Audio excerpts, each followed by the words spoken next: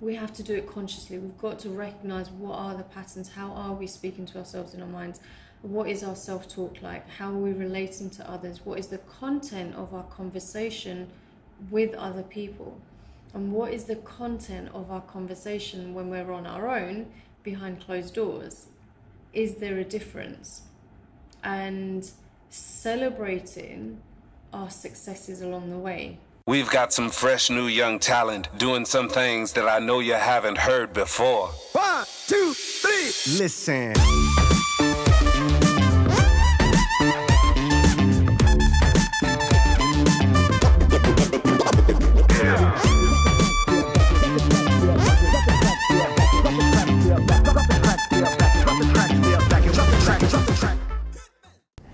Welcome to Being at the Top. This is episode number 2 with Leila Khan, author, speaker, and self-mastery expert. We do a deep dive into mental health. At point of recording this, it was Mental Health Awareness Week, and there was a lot of talk about the mental health issues that various people are suffering. And when I say various people, young men predominantly, a huge killer is mental health issues. And when we're talking about business person and the stresses that are often involved in business, mental health can become a real problem. A problem, though, that quite often is not something, we talk about cash flow problems, sales problems, and often mental health of ourselves or our staff are neglected. And it's something that is more important than anything else in business and in life is the mental health of ourselves and the people round about us. So we look in detail about, one, how to deal with those mental health issues if we're involved in it. We also talk about staff. How do we help staff out of difficult situations and recognise them before it becomes a big problem? Building up the tools and resources around us that when we find ourselves in difficult positions, to make sure we can get ourselves out of them. And then finally, how do we build a really winning dynamic mentality that not only will keep us stable, that will keep us healthy, but help us prepare ourselves onto bigger and better things. This is Being at the Top. Today we have Leila Khan. Now I'll come to exactly who Leila Khan is in a moment, but I thought it was very fitting this particular week at point of recording this. It is Mental Health Awareness Week, a very important. I've got a little point here is that, so basically from the 14th to the 20th of May, the focus is on stress. Research has shown that 2/3 of us experience some form of mental health problem in our lifetime, and stress is a key factor. So the Mental Health Foundation are pretty much saying that by tackling stress, we can go a long way to tackle mental health problems such as anxiety and depression, and in some instances self-harming and suicide. So some very important topics there. So today we have an amazing guest joining us, someone who really knows how the mind works, a very good friend of mine, Leila Khan. Welcome. Thank you so much for having me. It is a pleasure. And we're in Edinburgh, sunny Edinburgh. Beautiful. It looks so beautiful today. Absolutely. And so therefore it naturally makes everybody that bit happier, of course. Yeah. But I thought, Leila, what we could do today, because in business we always hear things about how we're going to, sharpen the mind. How do we, a positive mental act? It's always focused on how do we improve. And that's absolutely fine. We will do want to talk about that. Yep. But I do also want to talk about, because being in business a long time, as have you, there will be darker times. Yes. Where I think sometimes we almost just need to survive that part to get ourselves onto sort of a solid foundation. Business, whether it be, having trouble with cash flow, or you've just not got enough money coming in that week when you're just on your own.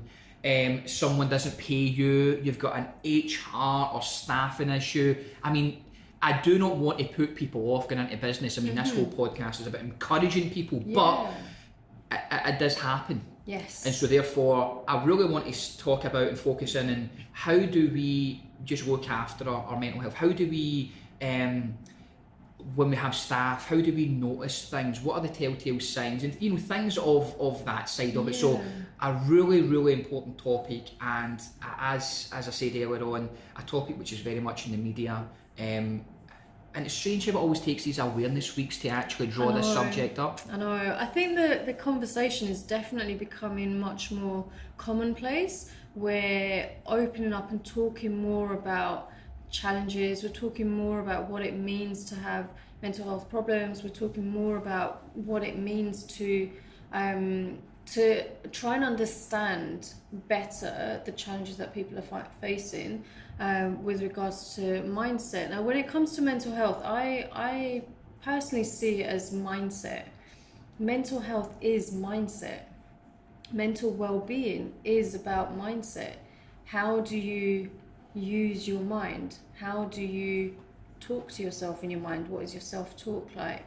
And as business owners, it's like a whole set of new challenges because it's such a new world, especially for like new business owners, just started, or they've been in business for 12 or 18 months, and they found it an incredible challenge. How do you deal with that?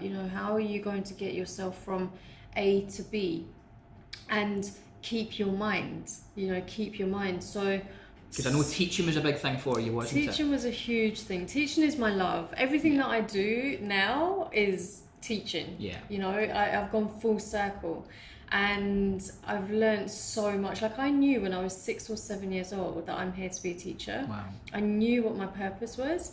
And when I heard French for the first time, I was like, oh my God, I love this. I'm going to be a French teacher. And literally that was the dream.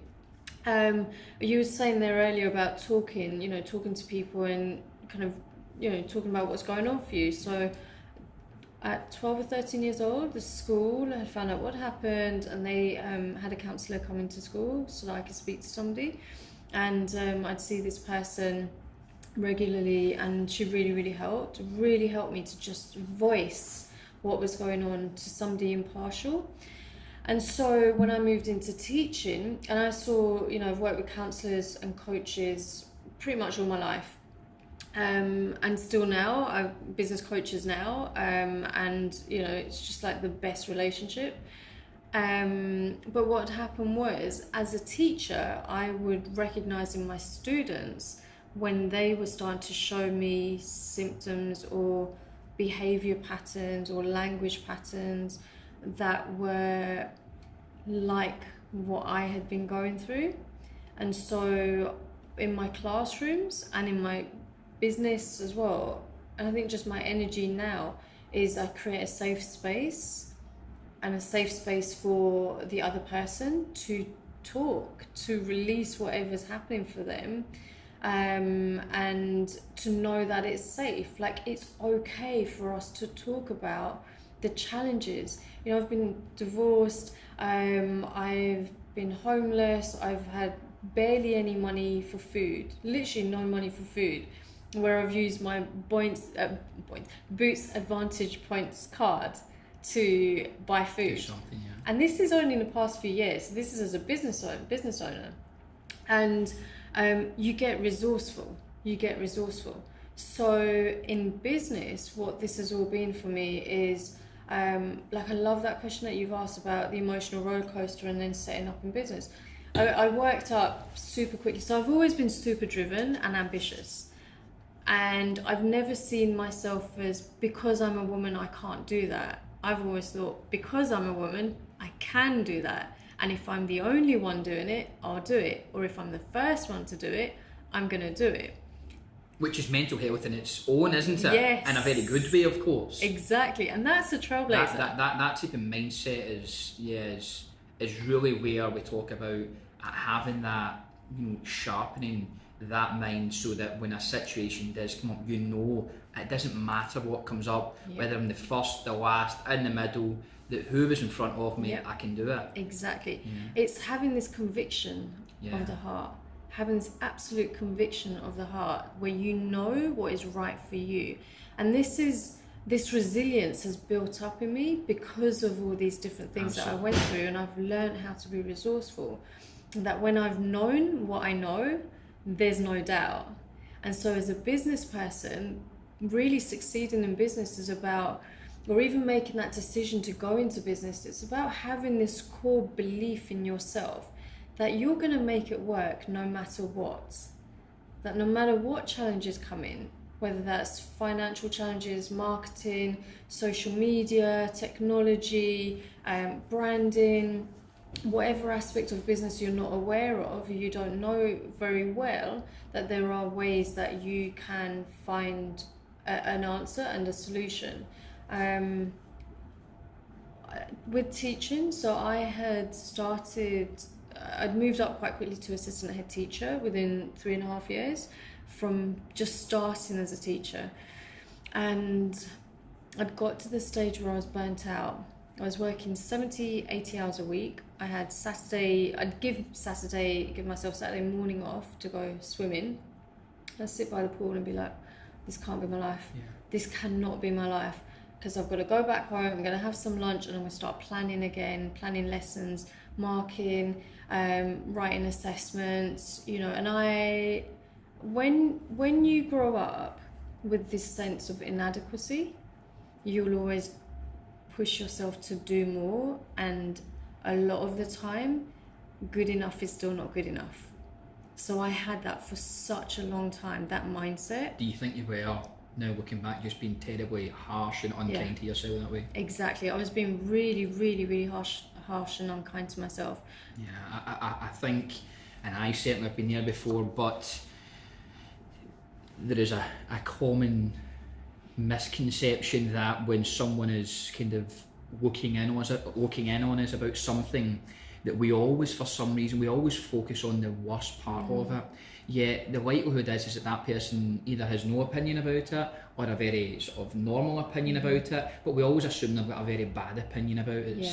And that's quite common. I actually received a text message from someone just a couple of days ago.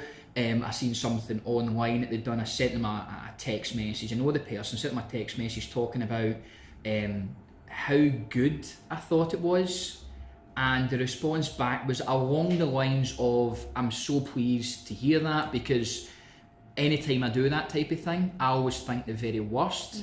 And that was no different. That particular, what I was commenting on was no different. So it was really nice to hear that. And he just automatically assumed that I suck at these type of things, and that was just his view. So I think we always have that, or not always, but a lot of us, a lot of the time, have that kind of self-destruction that we can we somehow tap into. And it's, I mean, so after teaching, obviously there was something inside of you felt, I need more. Yes. Something that was, you couldn't settle down. And knowing Leila a long time, a number of years now, there is that kind of energy that seems to be bubbling away, that there's always that energy and excitement. And so was that the kind of thing that took you away, was it? Yeah, so there's a fire in me. It's a good. Do you know what I mean? Absolutely. Like and I totally can get that. Yeah. No, you totally got it. It's like, that's the word. There's like it. this fire, this burning flame in me. It's a really good thing. Absolutely. It's like this fire in my spirit to be everything that I'm here to be, to experience the fullness of life, to experience everything that life can offer and still be okay. That's the journey of being like a whole and complete human being. Whole, healed and complete human being.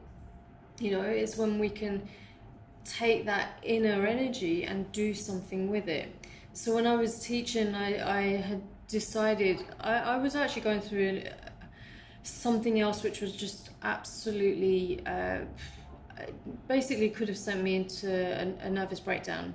And for my own well-being, I then had to walk away from teaching, which was the hardest thing for me to do. It still feels like a heartbreak for me to have said bye to my children, and the incredible messages that they had left me. But I knew, again, for my mindset, for my mental well-being, I had to walk away. So as much as my heart was in everything that I was doing and the relationships that I was in, I realized and I recognized, this is the key thing, it's recognition. I recognized this situation is not working for me. There's something more for me. And to take care of my mental health, I walked away. And the reason why I did that is because I needed to spend time healing and really going deeper into all of these different experiences that I'd had, which were enough to break most people. And for some reason, somehow or another, I was still kind of holding on. And so I embarked on a long period of time before I came to Glasgow, actually, where I had to clean up some stuff in my life and end pretty much all, if not most, of my relationships, and decide to put myself first, to follow my heart, and to start again with complete and total faith that everything was going to be okay, because it was as if my soul was guiding me somewhere else. And being where I was, being ambitious, being driven, knowing that there was more for me, like I was holding myself back. So it was that chat for the last few years maybe of my teaching career. Like I'm still teaching, I'll always be a teacher. But just not in the classroom sense. Exactly. For that chunk of time, I was really torn between heart versus head, heart versus the ego, and doing things practically, keeping a job, keeping a house, bringing in money. I had the beautiful car, I had the beautiful home, I had everything. I had materially, I was provided for, but emotionally and spiritually, I was exhausted. I was absolutely exhausted. So it was a time to walk away and just say, right, okay, I'm going to clean up my energy. I'm going to heal and take some time out and not get so caught up in the world of ambition and the world of being driven to get to the next goal and the next goal. Living the life, I was really living the life, but it was that emotionally I was spent. And here's the thing, when you are spent emotionally, you are taking up mental energy.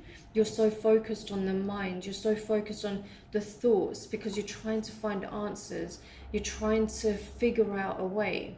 And the amazing thing that I've learned is that the answers are always there, but you have to be in a space of allowing those answers to come to you, which means that you've got to create that white space. I call it white space. So I give myself, white space is where I think a lot, I reflect a lot, I go for walks, I meditate, I spend a lot of time on my own. Even in a relationship, I'm like, I want my own space, I want my own time, I just need to take some time out, because when I don't, I'm not great for other people to be around. I think that's actually a good thing as well. There is sometimes a way to think of the other people close to us, that we have to think of ourselves and go, I'm either going to be a negative influence on them, so I'm going to take some time for my own well-being so that I can consider their well-being as well. Exactly, because the example that I grew up with was people not taking care of their well-being and projecting it and putting it all onto me. Yeah. And then I took that on, and then literally took that on as responsibility and didn't know what to do with it, and then that affected me to the point that it did. So I flipped it around. It's like, okay, I'm taking full and complete responsibility for my well-being, for my mental well-being, so that I can be there for others, so that the relationships I have with my clients, with my family, with my partner, with everybody in my life, with my friends, with people that I don't even meet, so that it's healthy, it's wholesome, it's authentic. And authenticity is really where, when it comes to mindset, because we've used positive mindset and positive mental well-being quite a bit in our earlier conversations,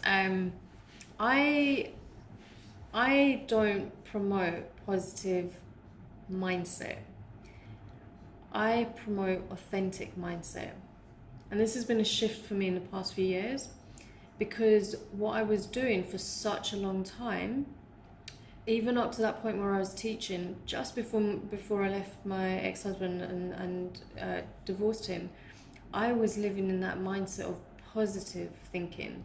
Be positive, everything's going to be fine, be positive, it's all going to be okay, think positive, so you can attract more positivity. but inside I was broken. Not that anyone's broken or needs fixing, but there was this I was fractured. There were so many parts of me all over the place. So just having that positive, when you're talking positive, it's just not enough just to keep saying positive things, basically. It's not. It's more, a part of it. Yeah, it's more of a hindrance. It's more of a hindrance because here's what it does. I was denying the pain, and I was ignoring my own well-being. I was ignoring the calls for me to look after my mind, to take care of the conversation that I'm having in my mind, to be kinder to myself, to be kinder to the people around me. And it was such a fascinating shift where I decided, you know what, if I've gone through this deep chronic depression for pretty much all of my life up to that point, so up to about 33 years old, I'm 37 now.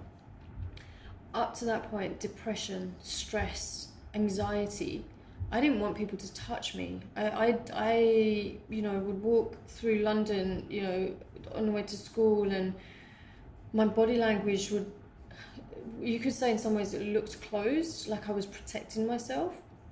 I didn't want to talk to people. I was anxious just talking to new people, going to new places. I was thinking of scenarios, this, that, and the other, to make sure that I felt safe. But that's not the way to live, because at the end of the day, you don't know what's going to happen in the future. It's about building up that trust now. And so what I realized is that if I've been through that much inner turmoil, that much like deep depression where I don't even want to get out of bed, I don't have the energy to even get out of bed to go for a walk, like I realized there's got to be some kind of wisdom. There has to be something in this pain for me to, in order for me to move forward. And I've never spoken about this, so actually to articulate it now, it just feels quite amazing. Like that was a brave decision. That took a lot of courage for me to even say in my mind to myself, okay, I'm going to look at this whole scenario with this relationship that was toxic, or I'm going to look at what it means for me to be divorced and to now be completely single and have been disowned by my family as well. So it's literally, for the first time in my life, there was no one that I could call next of kin. Yeah. I remember being asked, who's your next of kin? I was like, I can't actually give you. That feels really emotional. That is a very difficult thing there. I mean, I think just on that point, it is so common though. I think, first of all, it's so common to always think of these very, the bad times and the negative influences. And even when something arises now, we're so, for example, social media. I mean, particularly youngsters, but I dare say all of it's a bad comment, this whole trolling or something is made in a very negative sense, comment online. Yet there might be 100 or 1,000 fantastic comments, but we always seem to focus in on the negative. Whereby reflecting back, as you've just said there, and thinking about all the things you've achieved, we just don't do it. It doesn't seem to be, we focus so hugely on these negatives, but we need to sometimes be much kinder to ourselves and reflect on all the amazing things that we've done as well. So something that I've been doing much more consciously, so there's two words, to shift mindset patterns or negative language. We have to do it consciously. We've got to recognize what are the patterns, how are we speaking to ourselves in our minds, what is our self-talk like, how are we relating to others, what is the content of our conversation with other people, and what is the content of our conversation when we're on our own behind closed doors. Is there a difference? And celebrating our successes along the way. So this is something that I do weekly in one of my Facebook groups, and I have been doing it for a while for myself, is to celebrate, to acknowledge exactly what I've achieved. And this is even the small things to the huge things. Small things. Yeah. Getting up out of bed first thing in the morning. For somebody who's really depressed, who's going through a dark Absolutely. time, just getting out of bed is a massive thing, because it could be the hardest thing for them to even do. Making themselves a nice meal, actually making an effort with their food, buying in healthy food or whatever it is, something that they really like. Just going out the house, going for a nice walk. And looking at life with positive eyes, with a mindset that actually celebrates being here. Celebration is so important, and the more conversations that I have with women, with business owners, it's really fascinating me how many people are not celebrating and how many people are not willing to even look at that side of themselves, to acknowledge that they've done really, really well. Because when you don't, there's a ripple effect. This is one of my favorite words, is that ripple effect of, if you focus on the negative day in, day out, or hour after hour, or minute after minute, continuously, say over a monthly period, you're just going to see the world through that lens. Whereas when you are celebrating and recognizing the small wins, the good things that have been happening, the good things that are working, you're building that ripple effect. Absolutely. So I suppose the question would be, like, what snowball effect do you want to create? Yeah. What snowball are you creating? The kind of that ripple effect concept that you mentioned there, I've never thought about it that way, but it is very true, in the sense that whether it's good or whether it's bad, whether it's small or a huge thing, if you have small wins every day over the course of a month, or over a week even, or over the course of the day, has the same effect as what we're probably doing, which is having the negative thing. Everything we do, we don't do it right. We keep thinking on that, and it amplifies that, versus what we should try and force ourselves to think about these, celebrate, as you say, these small things, which will then no doubt turn into, and it's just these steps. I mean, I am not by any means an expert on mental health. I've witnessed it from staffing, I've witnessed it myself, family, I think we all have. But I certainly do feel that these, small steps, like anything, a lot of small steps add up to a big step. Yeah. And doing all of these little things, nice and simple things, can then hopefully get us on the better path to really conquering whatever it be and managing it thereafter. Now, part of the podcast, really, Leila, is to focus on the practical things that people can implement. Now, obviously you have, and correct me if I'm wrong, Life is Today Academy. Yes. Which, again, even the name of it tells you about mindset, and I get the impression when I listen to that is about, make sure today you celebrate and live today. Let's forget for a second about the big, but today really make sure it's amazing. And of course your community is the Trailblazers, is that correct?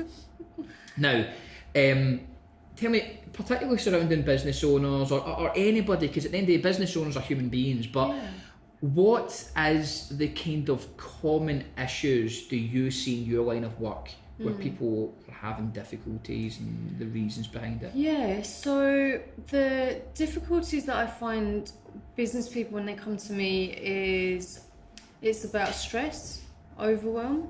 They're really, really overwhelmed by the kind of newness of everything, by the pressure of being on social media as a business owner. What does it mean? What does it look like? How does it feel? A lot of the conversations are, I don't feel confident, I haven't got the equipment, how do I shoot a video? Like, I've been asked so many times over the years, like, how do I shoot a video? You're always on social media, how do I do it? And I'm like, you just get your camera out and you just start recording. You just do it. Yeah. Just talking to your camera.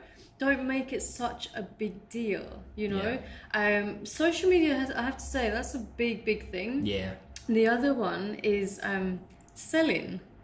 So there are mindsets around, for me, business is self-mastery. Yeah. Business is the journey of self-mastery. Now, as a self-mastery expert, that is what my lens is as well. It's like, How can we use whichever situation we're in to learn from? The guarantee for me that I've witnessed through life is that there are always ups and downs. So even in business, there are ups and downs. When you start a business, you don't know who your clients are going to be. You don't know where you're going to find your clients. You're still getting your head around so much to do with being in business, and that can be incredibly overwhelming. When I first started my business, I wanted to go into business because I wanted more from myself. I wanted to have more conversations, authentic conversations about life and relationships, and not just teach French. And I also wanted to walk away from this perceived financial glass ceiling, and I wanted to challenge all of that. So going into business for me was like a very conscious decision. How am I going to break through these perceived ceilings, and what do I do? What do I need to do in order to be in a situation or position where I'm considered the authority in this area, in mindset and self-mastery?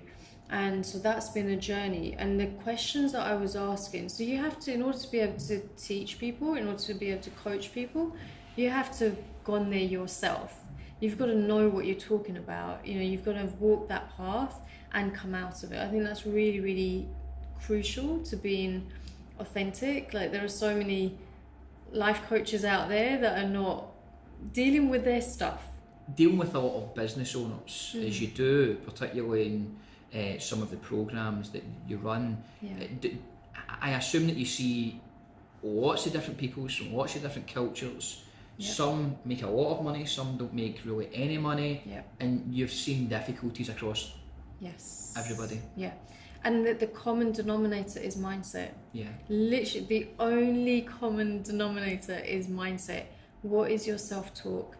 Do you understand the limited thinking and the limited mindset versus the empowering mindset, versus, you know, problems versus solutions, finding resources within yourself. So how would someone do it? So let's start with someone's in a space where they are interested, you know, they're just, you know, like you're saying, being self-destructive in the way they talk to themselves. What are some of the nice, simple, practical things in a snippet? What can they do? Yeah. So 3 tips. If somebody is speaking to themselves in a very negative, unkind way, I would suggest meditation, stroke reflection, taking some time out, creating white space time where you're consciously wanting to observe how you're thinking, how you're communicating to yourself. And it takes time. I think people have this expectation that's going to happen. Everyone just like wants that. it now, don't they? Everybody wants it now, yeah. And you have to go through that process. So that would be the first thing. The second thing would be to exercise, to make sure you're doing something for your body to release that energy. Because energy gets lodged in the body, and energy wants to flow and move through. It improves that self-esteem, doesn't it? Lets you sleep better and... Exactly. It keeps you healthy as well, you know. So you want to keep moving that energy, because that affects your self-talk. If you've got stagnant energy, if you're working in your office, or you're working from a shared office, and you're facing challenges in the business, like you haven't got the clients coming in, or the cash flows dried up, or your marketing maybe hasn't worked for a particular thing, and all you're doing is you're sat at your computer all day long trying to find solutions, but you're stressing yourself out, your mind is overworking. You've got to break that pattern and do something different. And really, actually, something that's just popped into my mind is you've got to value your mental health. I think this is absolutely key. You've got to value mental health, your mental well-being. That has to come first. That makes it a priority. And when you value something and you know that is absolutely key, that you're taking care of your mindset and your mental well-being, then you'll put these strategies into place to meditate, to exercise, to spend time with friends, or to spend time getting to know business owners who might be going through a similar challenge through networking or mentoring programs and so on. Just speaking to people. Just speak to people about it. Yeah. Speak to people. You deal with men and women, of course. But is there a difference? Do you find men go through this type of way where women tend to go that way? And is it the same solution to kind of overcome it? Because there'll be men and women that listen to this and they might be thinking, yeah, that's great, Leila, but that woman had her thing and her agenda, and you know that was their way of dealing with it. You know, and it's very old-fashioned, but you know, traditionally, you know, men have this, you know, this macho appearance that they feel the need to maintain. Yeah. And I know some women also have that appearance, particularly if you're like a manager. So, you know, if you're a manager or a leader of an organisation, you feel that you have to put that image of certainty all the time, every time. The leader, you know, bad things happen but they just bounce off me, and to maintain that day in, day out for a long period of time must be very difficult. But men and women, do they deal with it? Do they go through the same things, and do they deal with it differently? Yeah, so yes, they go through the same things, and they deal with some things in a different way. But here's the thing, I see everybody as human first before I see them as a man or a woman. And what that means is that I see them as a mind, a body and a spirit, right? And we all, men and women and transgender, we all have mental capacity, emotional capacity, spiritual capacity, psychological, physical capacities within ourselves. All of us. No one's exempt from that. But what I've learned from all of my life experience and the differences is that it's the language of how we have been conditioned to relate to ourselves and relate to others. So it's common language, women are more emotional. It's common language, men don't cry. Now, Is this going back to the more, we've all got an element of masculinity and being more feminine? Yeah, exactly. So here's the thing, we are made up of this. The yin-yang symbol is a really, really good symbol to help us to understand that we are all made up of masculine energy and feminine energy. Masculine energy is that driven, go-getter, ambition, taking action, being decisive, right? Through this interview, I think my masculine energy has really come through, you know, that drive and that, you know, desire to strive. The feminine energy that we all have is that white space, it's that reflection, it's that surrender, it's that trust, it's the faith, it's love and it's compassion. It's a softer, you could say it's a softer energy, that's what it feels like for me. But what we're meant to do as a man and as a woman, and this is why there's no difference for me, is we are to learn how to go between the two energies during our day-to-day living. Yeah. So for example, it's interesting. So when you're asking me questions, you're in your masculine space and I'm in the feminine because I'm listening, so I'm being receptive. So you're giving me instruction and I'm receiving the instruction.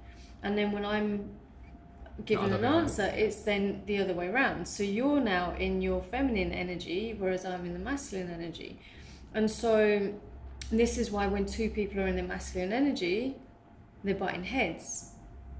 Yeah. Because they're conversating, they're having conversation at the same energy, which creates that friction. And when two people, say for example in a relationship, both of them aren't really like talking, or there's not that, you know, like they're just really quiet or whatever it might be, they're in that space of that feminine energy where there's just no, you know, that kind of opposite isn't there, and we need that opposite, you know, to just kind of create that little bit of a spark. Absolutely. You know, so the key thing with this is it has to be okay for men to relate to their emotions, to be able to express their emotions, to be okay with crying, with feeling, it has to be okay, because the number of men who are committing suicide under the age of 45 is so high. So scary, yeah. It really is. Like that, it's actually one of my drivers. It's one of my core drivers to why I do the work that I do. Because I don't want to see that number increasing. I want to see the number of men relating to their emotions. I want to see that increasing. I want to see a generation. Do you think, as men, or these people that are showing these huge masculine type aspect of the sort of personalities, do you think simply it would help if they felt comfortable just crying, being more open emotionally, talking to someone? Traditionally these things are for men, and I know it's a very old fashioned, I don't actually buy into this whole thing, but that is the traditional sort of modern day society. Men don't cry. Suck up and be a man. And man up. And exactly. And it's like, what does that even mean? Absolutely. Because that's conditioning. That's an idea. It's an illusion, and it actually suppresses behavior. Now, what this comes down to is permission. Is giving oneself permission to feel, to think, to be how they feel free to be. And this is where authentic mindset comes in. Because if someone's father has passed away, if somebody has been really hurt, or if a man is going through a divorce and he's had so much love for his wife, but things haven't worked out, how is he dealing with that? You know, does he know it's okay for him to go to those spaces where things are difficult, and to know that it's safe to talk? Or is he concerned he's going to be judged if he shows his emotions, or if he, you know, will he even talk to somebody? Because a lot of the men in my life, I mean, they'll talk to me, I'm really, you know, my guy friends, but I've seen patterns where they just don't, and they've said to me, I don't talk to anybody. I'm like, how do you deal with that? Now, everyone deals with things in different ways. Everyone is trying their absolute best. But there is this thing of permission, of giving ourselves permission to do something different for our own mental well-being, because there is an impact. There's a ripple effect. When you are and this is obviously from personal experience, because it led me to wanting to end my life. I kept my feelings in because I thought, I'm not allowed to cry. I'm not allowed to show emotion. But showing that emotion was a way to release, but keeping it all in was just not affecting me in a positive way at all. So when it comes to other people, when it comes to men, when it comes to women, we've got to be okay with this, because at the end of the day, we're on a human journey, essentially. And that journey has, in business, it has so many different iterations. And running a business, when you're experiencing the ups, the downs, the highs, the lows, but knowing that you're going to be okay and that you are okay every single step of the way, that's the crux of it. That's the magic. Because running business and running businesses is not an easy thing to do. There are so many challenges that come, like we've mentioned before, cash flow, or staffing issues, or marketing and not getting the clients in. It all comes down to mindset. It all comes down with how are you coping, or how are you dealing with asking for the sale, asking for the premium pricing. How are you putting yourself out there in business? How are you marketing yourself? How are you branding yourself? How are you, what's the impact of all of that? Yeah, it's constant, isn't it? It's just constant. It's constant. Even so, on Wednesdays I take a day off because I love what I do, and if I don't stop myself, I will just keep going and going. But this is the beauty about being your own business owner, isn't it? Exactly. You can. So, and on that point, because this is a point I really want to talk about, is how is a manager or a business owner, how do you look out for your staff? Yeah. But also, as you're going to tell us now, as a solopreneur, on your own, some argue maybe even more difficult because it's you and you only. But how do you look after how do you look after yourself by Wednesdays your day? Wednesdays is my day off. So I have built in strategies because my first priority when I set my business was I'm going to take care of my mind. I'm not going to stress myself out to be successful in business, because I had stressed myself out to be successful as a teacher, and it nearly took me. Yeah. And so I shifted that mindset. So I've learned, initially what I did, I didn't have a TV. I got rid of my TV and I was like, okay, being a business owner is about learning. You've got to have that learner's mindset. So I spent the first year and a half just learning as much as I possibly could. I worked with a couple of clients. I found the clients, or I attracted my clients through networking. And I was, every single day I was learning about marketing and selling and creating packages and this, that and the other. So I was working behind the scenes to build that up. And I'd made a decision that I want to get to 12 months. Like, this is going to be really hard, but I'm going to get to 12 months. That's what I want to do. I want to network, I want to meet people, I want to get to know people, and build a business that way. And then I started to realize, okay, I'm just working. I'm not stopping myself. I'm not taking care of myself. I'm not sleeping very well. And it was going up and down. So I went back into teaching, did some supply teaching, which I love still doing now as well, to make sure that there was some cash flow. I'm also a risk taker, and I love living life on the edge, and so those times when it's been like, okay, where is the money coming from for me to pay for food, somehow or another, something amazing has happened. And that has come from actually stepping back as well, meditating every single day, meditating first thing. How long in for? The morning. So I actually teach a gratitude and miracles meditation. Okay. So I teach this meditation. The one that I've got on my YouTube channel is about 5 minutes. I meditate for 11 minutes and 11 seconds. Kind of just started to do that in the past 6 months, but it's my non-negotiable. So see, for the people, what does meditation, and I'm sure it gives, maybe I'm going to steal your thunder here, no, go for it. It gives different people different things, but just for the people out there going, I feel a bit overwhelmed, and I know we're going to come back to your Wednesdays, but meditating, I know what it does for me, but does it give different people different things? Yeah, I suppose it would do, because when you start, it's going to give you different things. So it depends how long you've been meditating for. Yeah. The point of meditation is not to stop thinking. My personal definition, from my experience, the point of meditation is to connect with yourself, like within, like the deeper part of yourself, where the answers already are, where the peace already is, where the joy already is, where the trust and faith already is.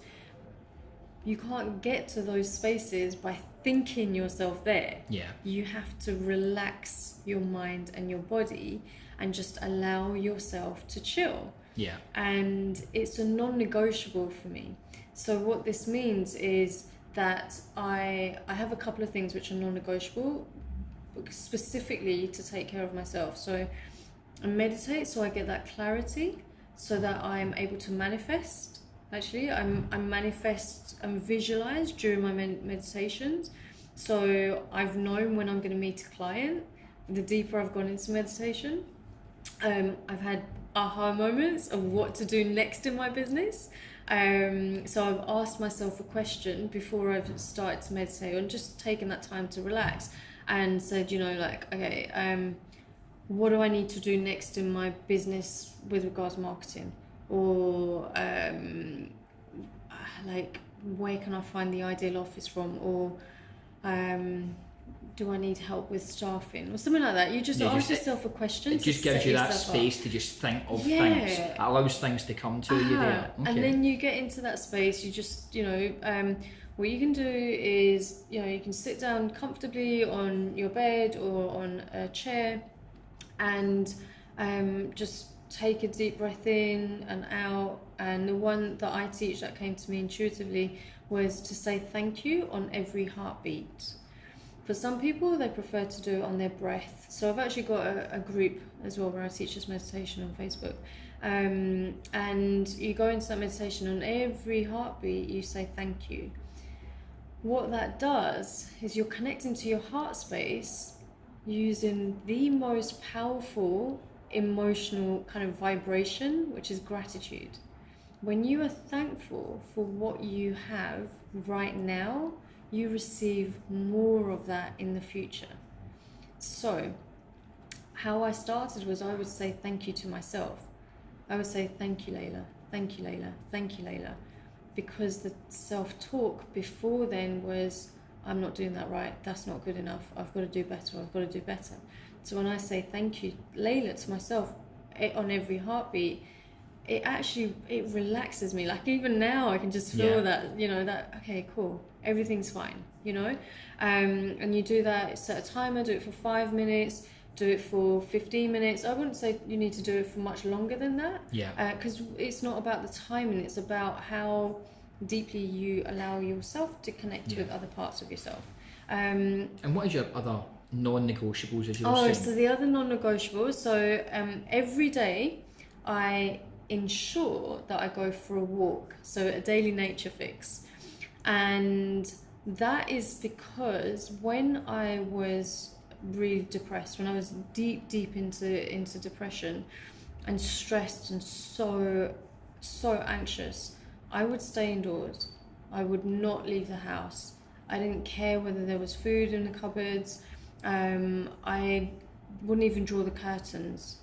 And so what I realized, and this was actually in conversation with one of my best friends who was really concerned about me, about 5-6 years ago, she was like, okay, I want you to text me if you have not been outside for 2 days. So to encourage me to go out. Now we never got to that point, but she was concerned, and I was like, yeah, I really like this. So I started to make sure that I go out every day for a 5, 10, 15 minute walk. Just get away, amongst fresh air. And, just to get out, regardless of the weather. Yeah. So when it's been snowing, I mean, I love everything anyway. So it's like, oh my God, snow, yay, wellies, let's get them out. You know, I was out. When it rains, the weather is not I don't use the weather as an excuse to stop me from doing what I want to do. Yeah. Because my well-being comes first. Like the number one thing is my mindset. Because if I don't take care of that, there's nothing else is working around me. Yeah. Literally nothing else is working around me. So that's a really key one, and I would highly encourage the listeners to make sure that you're aware of this. Now I will say, I think this must be about 4 weeks ago, I was working at home, working through my business, and I had been at home all day, so it was a Monday. Come Tuesday, late afternoon, I was like, oh my God, I haven't been out for a day and a half. Yeah. I have not been out for a day and a half. Is this because you were just so focused on... I was so focused on stuff that I was creating in my business, and I realized, okay, I've got to like break that pattern. I've got to go. And I remember I still had loads of work to do, but I was like, no, I'm going to go. Because otherwise that would have been 2 days indoors, and it's so easy, the ripple effect, the snowball effect, it's so easy to keep doing the same thing, and without realizing you're doing the same thing that is not actually serving you positively. So and the third non-negotiable is exercise. So I make sure that I'm moving this energy around and that I'm exercising, and that can be a form of meditation as well. So meditation doesn't have to be a silent thing, but you know, going to the gym is great because I get to talk to people there. You know, if I've not connected with my students, my trailblazers and my mentorship, you know, for a couple of days, and you know, I could so easily not talk to somebody. So as a solopreneur, it is this thing of who are you connecting with? Yeah. Are you having conversations with people, even if it's the person at the local supermarket who's serving you? You know, are you talking to people? Are you connecting with people? So going to the gym has so many benefits. The physical result for me is the byproduct. again, going to the gym is about mindset. It's about the mental game. It's about taking care of my mind.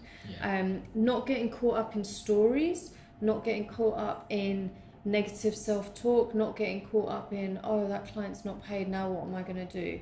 You know, it's another way to be resourceful. It's another way to let the creative juices flow and to allow those solutions to come through.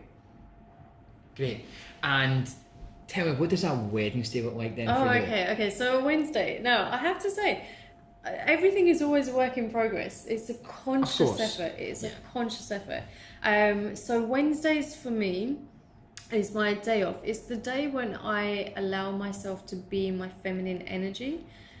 Because most of the time I'm in my masculine space. I'm in that masculine energy. So Wednesdays, I get up, have a bit of a lie-in, and I love to go to the gym and just like have no time limit on that and just go for as long as I want to. So yesterday I was there for about, I think it was about an hour, but it was a really good workout, you know, where I really pushed myself, and I met some new ladies at the gym.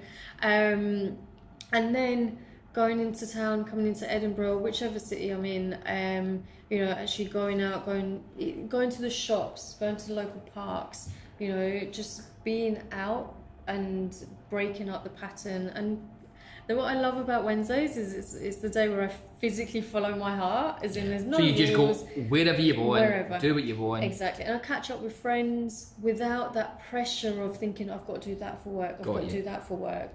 You know, so I had a really, really good catch up with a friend yesterday, went to this amazing place in Edinburgh, had some food. It was just so nice. And we went into a new part of Edinburgh that I haven't discovered. And I have to say, sometimes the business meetings will come in. And so I ended up having, this is why it's a work in progress. I ended up having a business meeting with somebody that I want to work with for quite a while. But at least for that day, I'd given myself a break, because I tend to work at the weekends. I do interviews with America, usually at the weekends.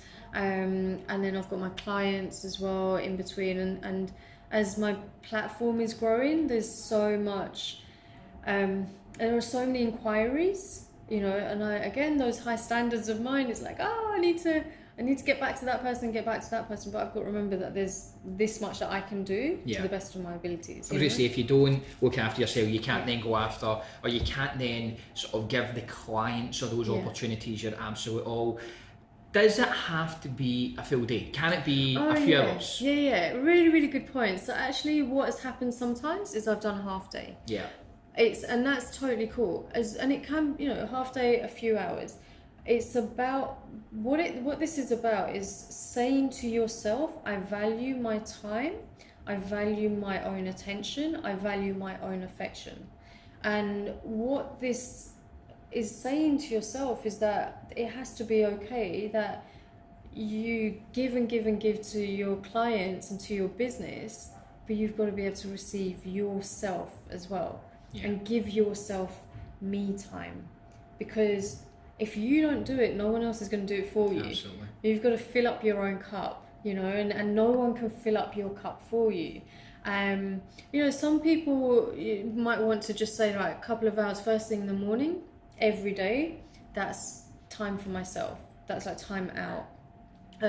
Some people might want to take a whole day out or take an afternoon out, but make sure it's in the diary. Like even in my diary, into my bag, Wednesdays, I've got a line through all of my Wednesdays. It's like, this is what I've written. I've got an affirmation written there to remind me I am worthy of my own time, attention and affection.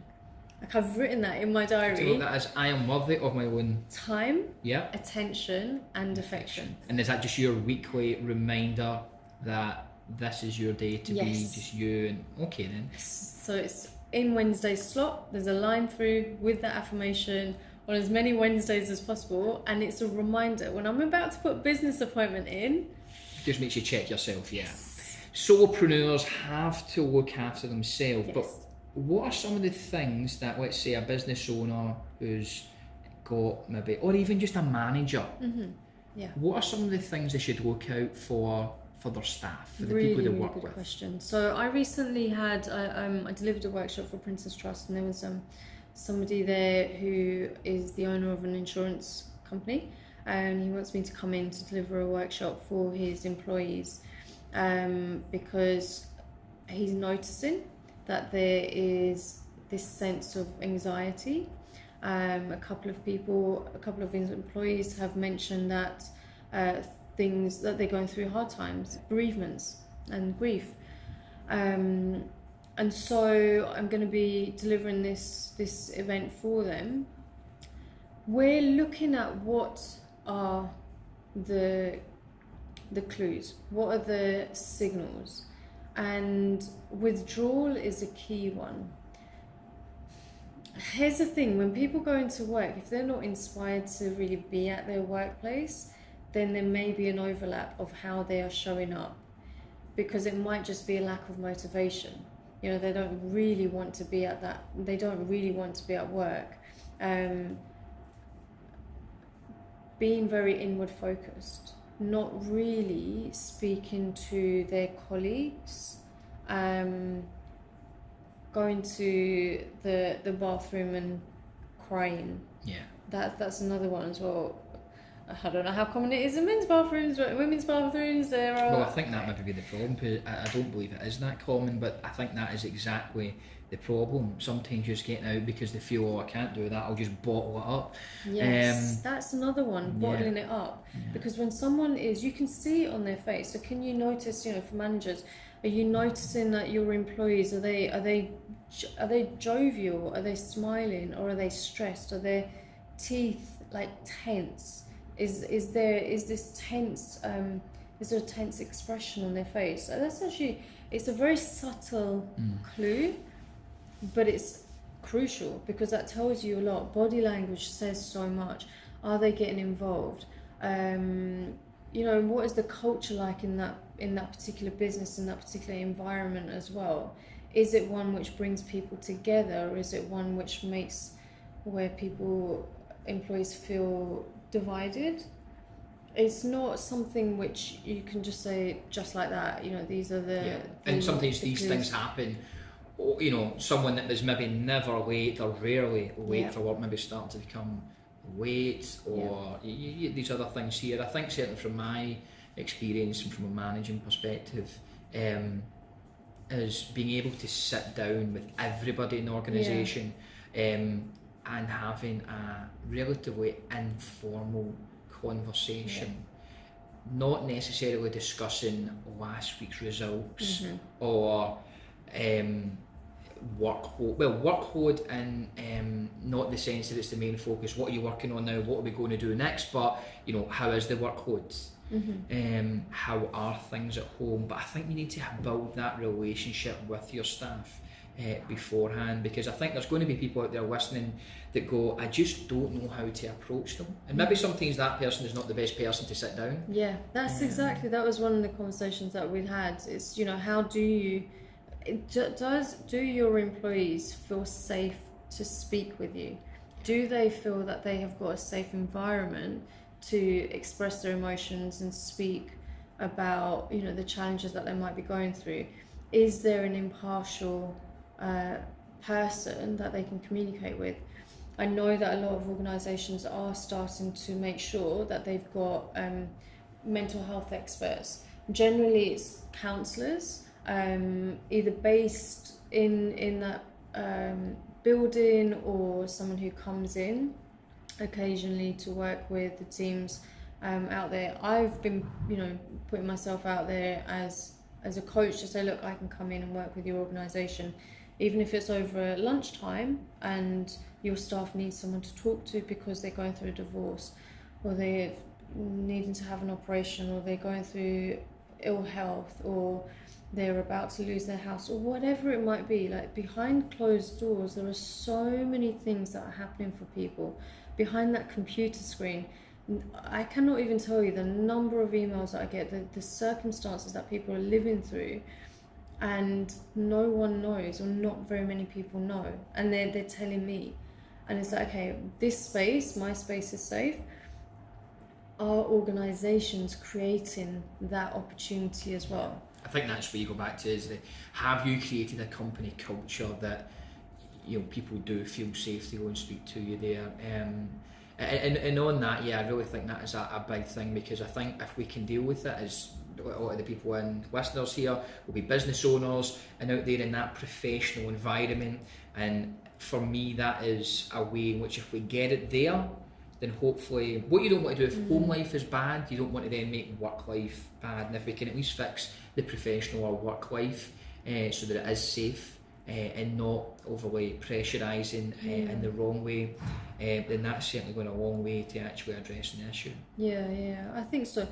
The conversation is being had. That's the most important thing, because growing up, that conversation wasn't being had overtly.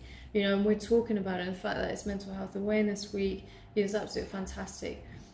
It's an awareness week because we're shedding a light on it. We're shining a light on an issue which is still considered, I don't think it's a taboo or a stigma. I believe that if something's not been spoken about, then it doesn't need that label at all, because it's just not been spoken about.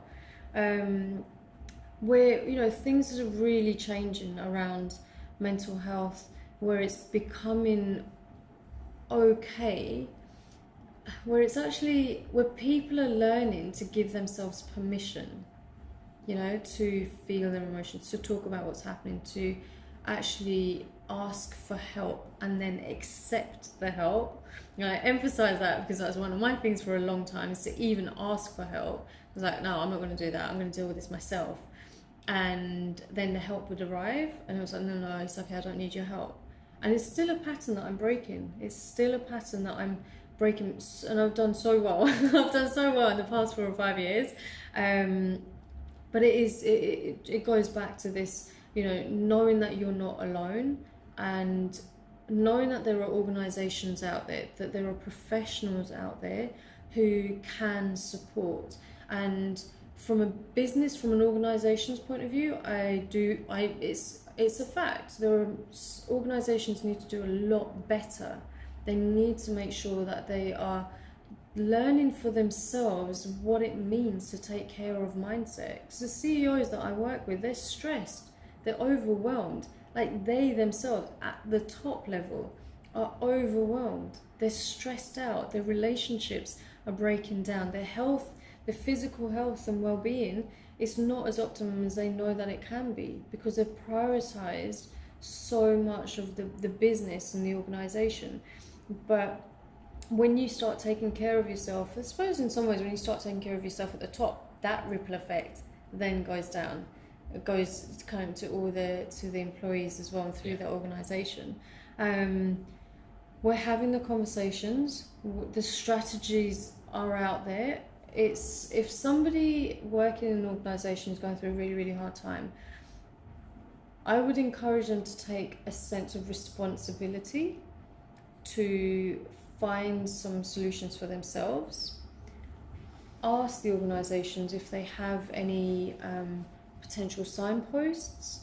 Because a lot of people don't feel that they want to bring their personal life into their work life, and so they want to deal with it themselves, but their personal life is maybe so packed with challenges that even finding the time to do that can be really difficult.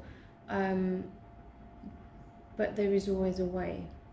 There is always a way, and that mental well-being, each person's mental well-being, each child's mental well-being has to come first. I think even in the organisations that I'm involved in, it's already making me think, are we doing enough? And I think any sort of senior management person out there needs to really, really think, even if they have some things in place, is it enough? Is it accessible? Is it safe? Because that, as we are talking here, that's exactly what's running through my mind. Are we doing enough? Company culture goes on. It's so huge, and absolutely, it's not just about how we perform and how we do personal development and what benefits and perks. It's about some of the more fundamentals. Are we mentally healthy, and are we ensuring that our staff are mentally healthy? Leila, it's been a pleasure. I think we could run and run and run and run. We've gone deep. We have, and it has actually went to some places that I never thought we would get to. But Leila, for anybody out there that is looking for a bit more of your stuff, Yes. Tell me the book. Tell me the name of the book, and of course we'll talk about some of your other books. But this is your newest book, and where will they find you online? Because Yes. you're online everywhere. So tell us, where will they find you, and what is the name of the book? Okay, so my book is called 101 Plus Ways to Overcome Life's Biggest Obstacles, which is a guide to handling any problem with ease. It has a nickname because that is the longest title in the world. And the nickname is 101 Plus Ways. 101 plus ways to overcome life's biggest obstacles. Yes. And of course, the audience would have heard about your other Yes. books as well. Online, whereabouts are you? Yes, so I am all over the place. I would love to offer everybody who is listening a free downloadable version of the book. So if you head on over to leilakhanauthor.com, and my first name is spelled Leila, and then Khan, Khan, author.com, and get yourself a free downloadable version of the book. I'm actually going to offer your listeners a free coaching session as well. Brilliant. Yeah? So tell me what that would entail. So they contact you, they heard you from this podcast. Yes. So all they've got to do, sign up on that page and then send me a message to let me know that you were listening to Scott's podcast and that you'd like your free coaching session. So it's a 60-minute coaching session via Skype, wherever you are in the world, and whatever it is that if you know that you want to achieve something, or there's a challenge that you're facing, you feel maybe blocked or stuck, you're not quite sure how to move forward, or you don't know what direction to move in, and you're going through some challenging times, but you want to find solutions, join in that session. Come along and we'll take you through this breakthrough. You'll have your aha moments. Like, it's really, really, really powerful. The feedback that I get is always amazing. Well, I can actually testify to that. No, Leila, thank a number of years now, I would encourage everyone to take up that offer, because certainly download the book, take up that offer, because it will be transformational. So it will be. So thank you once again. It's been a pleasure. It's been amazing. It's been so good. We have definitely gone deep. But I think it's really key that we have these conversations and remind people listening to us that they are not alone, that there is support out there. It literally takes the courage to just say, I'm gonna ask for some help, and I'm gonna do whatever it takes to make sure that I'm happy and successful and doing well in all areas of my life. So there we have it for another episode of Being at the Top. I thank you once again for taking the time to listen to this episode. Mental health is something that is hugely important. Please do not neglect it. Please pay attention to your own health, the staff, the people round about you. It really is a huge killer in today's society, and anything that you can do and I can do and we can do together to try and make it a thing of the past, we want to try and strive to do. So let's create better working environments for all. Thank you.